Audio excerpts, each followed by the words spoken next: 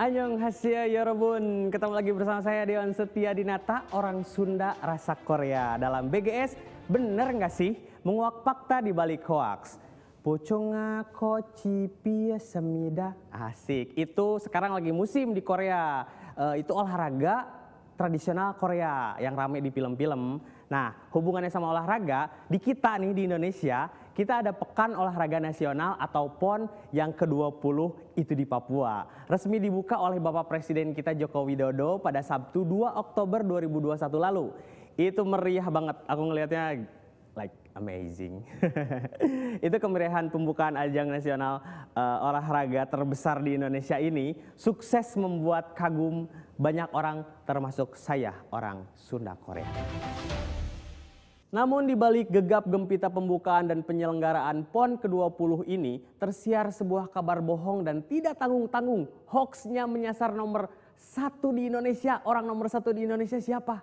Iya benar, Bapak kita Bapak Presiden Joko Widodo. Si pengunggah video menarasikan jika COVID-19 di Indonesia ini telah tiada dan aturan prokes sudah tidak berlaku lagi. Wawanianannya eta jalma ditakol gerak ke urang. Video yang memperlihatkan Presiden Joko Widodo berjoget di Kaimana, Papua Barat diviralkan di media sosial. Dalam video tampak Presiden Jokowi dan Ibu Negara Iriana Widodo menari serta dikelilingi sejumlah orang yang mengenakan pakaian adat Papua Barat. Mereka berjoget dengan diiringi musik. Video tersebut lantas dikaitkan dengan situasi terbaru pandemi COVID-19 di Indonesia serta ketaatan Presiden Jokowi dan warga menjalankan protokol kesehatan untuk mencegah penularan virus corona. Sebab orang-orang dalam video terlihat tidak mengenakan masker dan menjaga jarak. Selain itu, narasi yang beredar juga menyebut momen itu berlangsung setelah Presiden Jokowi membuka Pekan Olahraga Nasional ke-20 di Papua pada 2021. Lantas, benarkah narasi yang menyebut Presiden Jokowi berjoget setelah membuka PON ke-20 Papua dan pandemi COVID-19 di Indonesia telah usai? Pasti udah lihat dong videonya. Peristiwa dalam video tersebut itu sebenarnya pada 2 tahun yang silam. Tepatnya pada Oktober 2019. Jadi saat pandemi COVID-19 ini belum melanda Indonesia. Masih baik-baik aja. Saat itu Pak Jokowi memang sedang melaksanakan kunjungan kerja sama ke Papua Barat. Tapi untuk lebih jelasnya mungkin kita langsung simak video ini. Kumaha videona? Iya laporana.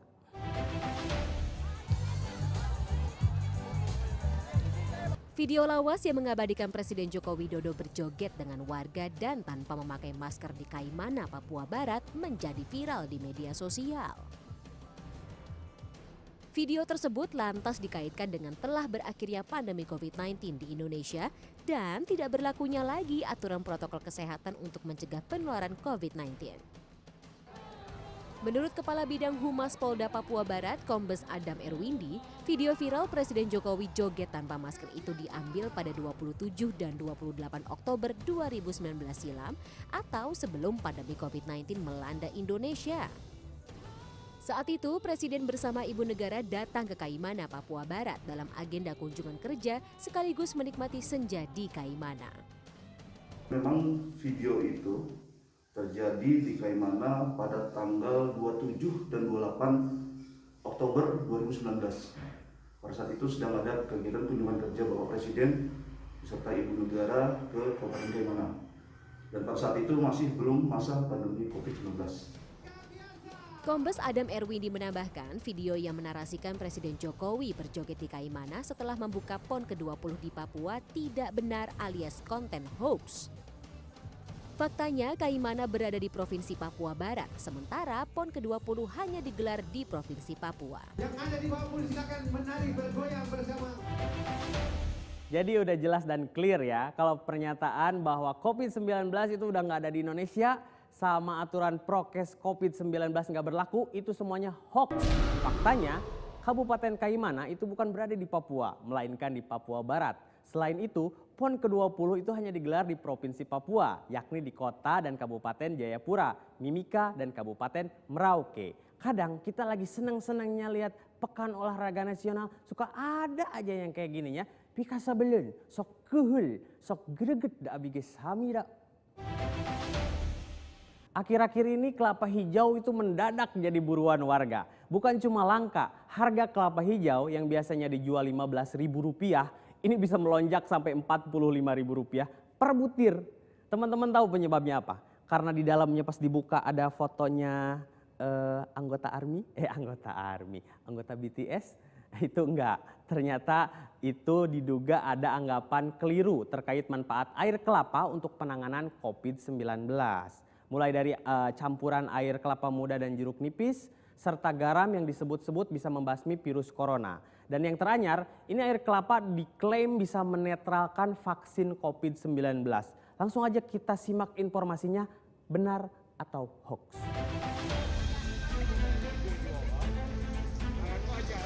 Pemerintah terus menggenjot program vaksinasi COVID-19 untuk menekan risiko penyebaran virus corona. Tingginya tingkat vaksinasi ini juga dibarengi munculnya beragam kepercayaan di tengah masyarakat tentang vaksin COVID-19. Salah satunya, baru-baru ini di media sosial dan aplikasi pesan instan, beredar viral ajakan meminum air kelapa setelah disuntik vaksin COVID-19. Ajakan mengkonsumsi air kelapa ini dimaksudkan untuk menetralkan vaksin COVID-19 yang dianggap sebagai racun oleh kalangan anti vaksinasi COVID-19.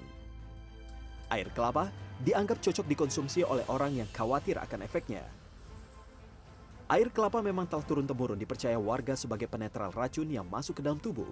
Lantas, adakah hubungan antara air kelapa dengan vaksin virus corona? Memang benar sih, air kelapa itu telah turun-temurun dipercaya sebagai penetralisir racun yang masuk ke dalam tubuh, bukan ke hati ya.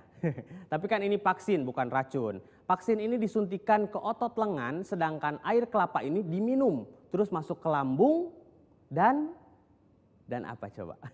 Dan apa hubungannya? Daripada penasaran, langsung aja kita cekidot video yang satu ini.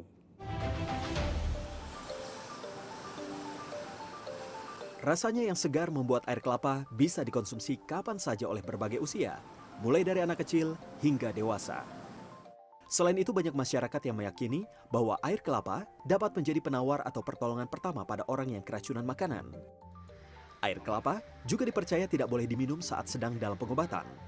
Minum air kelapa dianggap bisa menghambat dan mengurangi efektivitas suatu obat termasuk usai vaksinasi COVID-19. Percaya kalau air kelapa itu bisa menetralkan semuanya. Karena saya pernah minum obat dan saya minum air kelapa, tiba-tiba netral semuanya, itu obatnya jadi nggak ada fungsinya itu. Ya kalau itu berarti obatnya nggak manjur kan, karena buat netralisir itu kan itu. Saya nggak minum apa-apa, minum air putih aja. Dr. Sindiawati Pujiadi, dokter spesialis gizi klinik mengatakan bahwa hal tersebut tidaklah benar. Ia mengatakan hingga saat ini belum ada penelitian bahwa air kelapa dapat membuat efek vaksin COVID-19 berkurang. Ya, menurut saya dan dari berbagai saya searching di jurnal itu tidak ada yang menyatakan bahwa air kelapa akan membuat efek vaksinnya berkurang atau seperti apa. Jadi tentu saja tidak apa-apa kalau mengkonsumsi air kelapa.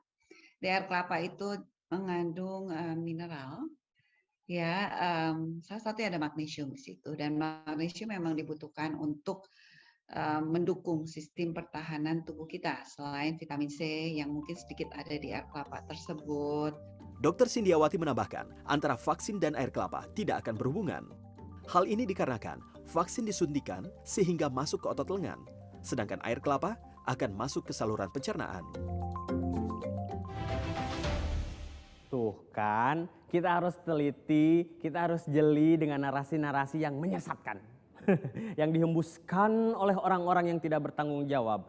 Itu vaksin tidak mengandung racun hingga nggak perlu dinetralin sama air kelapa. Dan hingga saat ini nggak ada penelitian yang membuktikan air kelapa dapat menetralkan atau mengganggu fungsi dari vaksin itu sendiri. Virus corona tosca koncarati kota kadesa. Jadi sekarang ini virus corona bermutasinya banyak banget sampai yang terbaru itu ada namanya varian Delta. Dan ini udah muncul di berbagai belahan dunia. Dan yang paling terdeteksi ini pertamanya itu dari India. Namun di media sosial ini mulai muncul ini unggahan-unggahan yang agak menyesatkan Itu kolase foto-foto menara seluler dengan tulisan Delta dan narasinya bahwa varian Delta COVID-19 itu dari radiasi sinyal 5G. Lah, kumaha eta ceritana? Ieu videona.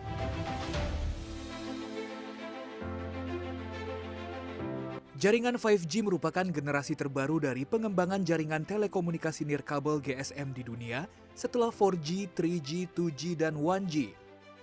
Jaringan seluler generasi kelima ini menawarkan koneksi internet lebih cepat daripada generasi sebelumnya. Karena kecepatan ini, 5G diharapkan mampu membawa data yang besar sehingga bisa menghubungkan dunia dengan lebih cepat dan mudah. Namun belum lama ini di media sosial beredar unggahan tentang kolase foto menara seluler dengan narasi varian Delta virus corona sebenarnya adalah radiasi sinyal 5G. Selain itu disebut varian Delta COVID-19 adalah agenda untuk mengurangi jumlah penduduk. Lantas, adakah hubungan antara virus corona varian Delta dan radiasi sinyal 5G? Aduh, makin menyesatkan aja ya informasinya. Selain menyebut varian Delta merupakan radiasi dari sinyal 5G, si pengunggah juga menarasikan jika varian Delta COVID-19 ini adalah konspirasi dengan agenda pengurangan jumlah penduduk. Alah, dia pikir Thanos sekali. Kita langsung cek aja kebenarannya. Mangga. Di media sosial, baik di Indonesia dan luar negeri, beredar informasi berisi kolase foto-foto yang mengatakan varian Delta disebabkan oleh radiasi sinyal 5G dan varian Delta merupakan agenda pengurangan populasi penduduk. Hal ini dibantah Koordinator Penataan Alokasi Spektrum Dinas Tetap dan Bergerak Darat atau DTBD Ditjen Sumberdaya dan Perangkat Pos dan Informatika Kementerian Kominfo, Adis Alifiawan. Ia mengatakan radiasi yang dipancarkan oleh sinyal 5G pada prinsipnya aman karena karakteristik teknisnya menggunakan frekuensi yang jauh lebih rendah daripada frekuensi yang memiliki dampak pada tubuh manusia. Gelombang elektromagnetik yang memiliki pengaruh pada kesehatan tubuh manusia dimulai dari frekuensi 790.000 GHz. Sementara sinyal 5G memiliki frekuensi sesuai konsensus hanya 71 GHz. Jadi kalau kita perbandingkan antara 71 GHz dengan 790.000 GHz itu adalah sesuatu yang memang masih sangat jauh. Secara teknis demikian, jadi gelombang atau sinyal 5G itu adalah gelombang elektromagnetik yang relatif aman. Karena frekuensinya berada jauh di bawah frekuensi yang bisa menimbulkan dampak pada ion tubuh. Alifiawan menambahkan, sebenarnya informasi hoaks yang mengaitkan sinyal 5G berdampak pada COVID-19 bukan hal yang baru. Beberapa negara di Eropa dan Amerika juga mengalami hal serupa sehingga menjadi fenomena dan menimbulkan teori konspirasi. Hal ini diyakini karena psikologi masyarakat dalam kondisi serba ketidakpastian sehingga muncul paranoid. Ketika ada teknologi dan inovasi baru terkait pandemi menyebabkan banyak orang mudah terpengaruh dengan informasi-informasi yang salah. 5G itu sebetulnya itu adalah sebuah enabler menuju inovasi yang lebih banyak.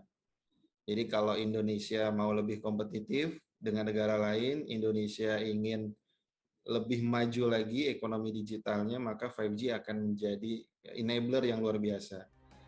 Menurut ahli telekomunikasi Universitas Indonesia Heru Sutadi, gelombang frekuensi radio dari sinyal 5G menurut penelitian memiliki nilai ambang batas jauh dari kategori berbahaya untuk kesehatan manusia, yaitu 100 hingga 1000 kali di bawah radiasi sinar ultraviolet, gamma, dan X-ray.